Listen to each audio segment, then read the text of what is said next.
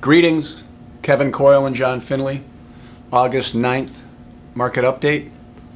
So John, the start of the year, we had the Trump rally, or the trally. Things kind of were in a lull for a little bit there. We had a pickup in May, and since then it's been trading in a range, very, very few 1% days, kind of low volatility, almost like a complacency. But maybe some of your comments on the year-to-date and maybe the move we had in May and some of its attributions related to that. Sure. Well, since November, we've had 37 new highs in the S&P 500. So we've come over the doldrums earlier in the year.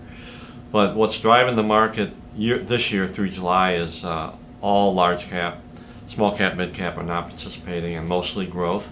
So the top 15 growth names in the index contributed 35%. So we have a bit of a concentration there. It seems that, with the Fed raising the short interest rates, but the mid, longer term rates are still relatively low. So the bond market seems to be seeing slow growth, as opposed to what the Fed's. And the Fed's really, what they're trying to do is get 4.5 trillion off their balance sheet. So you've got this problem here of tightening into maybe a slow growth arena. People are paying up for growth right now then. So that's where maybe why some of the money is going into stocks like that have higher growth expectations. Right. Well, we got a weakening dollar. We got a lot of things going on. You mentioned the Fed, but you still got a 10-year Treasury at 2.25. That's not real bullish for growth.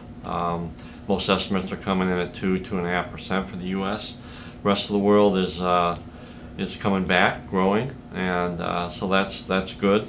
But a weakening dollar, while good for U.S. multinationals, not so good for foreign multinationals. And that's been a big part of the recent strength in the market has been from multinationals, correct? Their earnings being translated with a cheaper dollar into higher dollar profits. Right. Exactly. And that held back earnings last couple of years.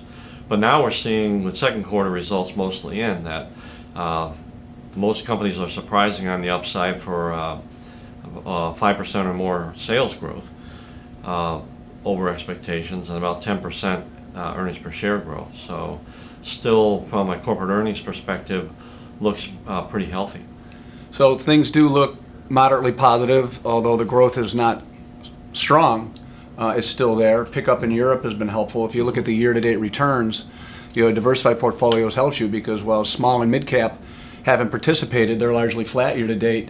The S&P is up just over 10%, and international is up even more than that. So that's provided really the backdrop of what's been going on. The big issue really continues to be the Fed. Is they have 4.5 trillion on their balance sheet. They're going to start trying to redeem this out, and that's a tightening.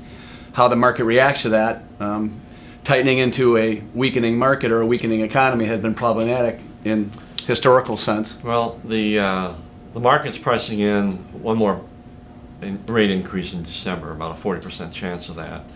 And they're going to let the balance sheet roll off over 5 years, and that may put some pressure on things like mortgage bonds.